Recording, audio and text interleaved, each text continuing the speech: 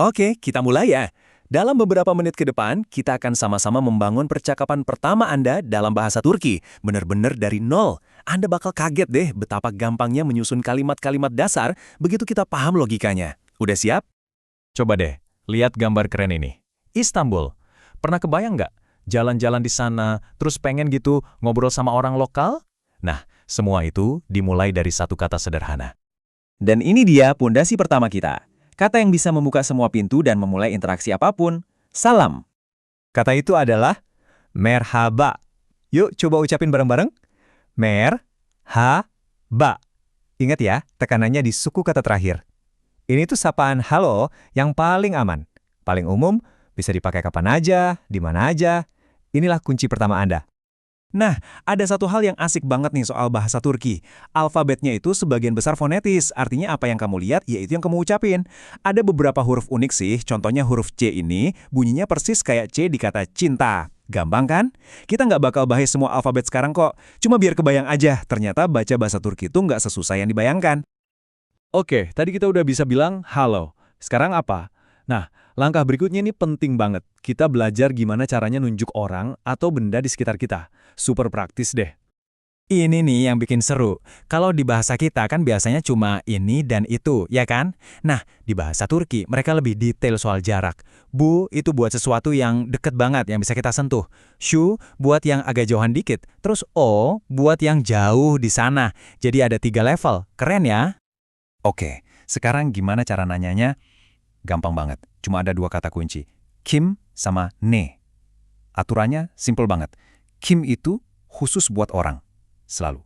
Dan ne buat sisanya. Benda, hewan, apa aja deh. Jadi Kim itu siapa, ne itu apa. Jangan sampai ketukar ya. Dan sekarang saatnya kita gabungin semua yang udah kita pelajarin. Coba bayangin, kamu nunjuk sesuatu yang dekat. Terus nanya, Bu Ne? Jawabannya, Bu Kalem. Gampang kan? Terus, kamu lihat ada orang di kejauhan. Kamu nanya, O Kim? Jawabannya, O Euretman. Tuh, lihat deh. Sekarang kamu udah bisa nanya dan jawab soal dunia di sekitar kamu.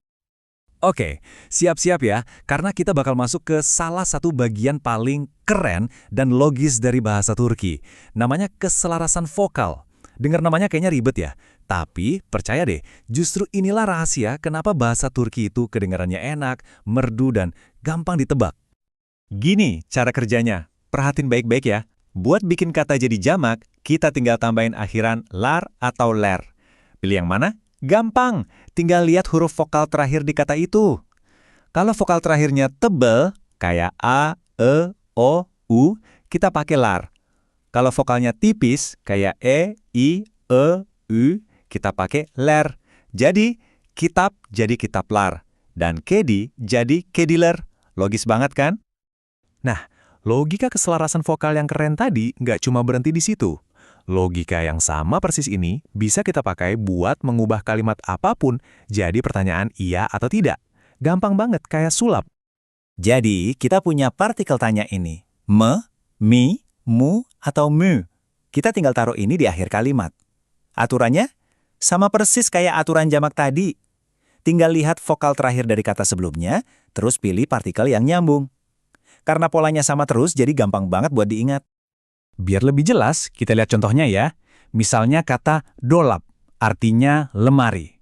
Vokal terakhirnya kan A ya, berarti kita pakainya me. Bu dolap me, apakah ini lemari? Dan buat jawab iya, tinggal bilang evet, dolap. Simple dan efisien banget. Oke, ini dia momen yang kita tunggu-tunggu. Semua potongan puzzle-nya udah kita kumpulin. Kita udah bisa nyapa, nunjuk barang, nanya apa dan siapa, bahkan bikin pertanyaan iya tidak. Sekarang, saatnya kita rangkai semua ini jadi satu percakapan utuh. Percakapan pertama kita. Coba kita bayangin skenarionya. Ada 2 orang, baru pertama kali ketemu. Bisa jadi di kampus atau mungkin di kantor. Kira-kira apa ya yang bakal mereka obrolin? Yuk kita simak dialog antara Ali dan Mura. Oke, Ali yang mulai duluan. Dia bilang, merhaba. Nah, ini kita udah jago kan? Terus dia lanjut, benim adım Ali. Artinya, nama saya Ali. Lalu dia nanya, senin adın ne? Nah, perhatiin deh, buat nanya nama, mereka pakainya ne, yang artinya apa? Bukan Kim atau siapa. Jadi, namamu apa? Murad jawabnya pakai pola yang sama persis. Benim adım Murad. Simple, jelas, langsung ke intinya. Oke, lanjut. Pertanyaan basa-basi yang penting banget nih. Nasselson. Ini cara paling umum buat nanya, apa kabar? Dan jawabannya juga sopan banget. Teşekkür ederim, itu artinya terima kasih. Terus iyiyim, saya baik-baik saja. Nah ini frasa wajib hafal ya. Setelah kenalan nama dan nanya kabar, Ali bilang mamnun oldum. Ini artinya senang bertemu denganmu. Nah, Murad balesnya gampang banget. Dia tinggal nambahin satu kata kecil, de, yang artinya juga. Jadi, ben de menmun oldum. Saya juga senang bertemu denganmu. Tuh, lihat kan? Alur ngobrolnya ngalir banget. Coba deh kita lihat lagi. Cuma dalam beberapa menit, kita udah belajar kerangka lengkap buat kenalan. Udah bisa bilang halo, tukeran nama, nanya apa kabar, sampai bilang senang bertemu denganmu. Keren banget kan?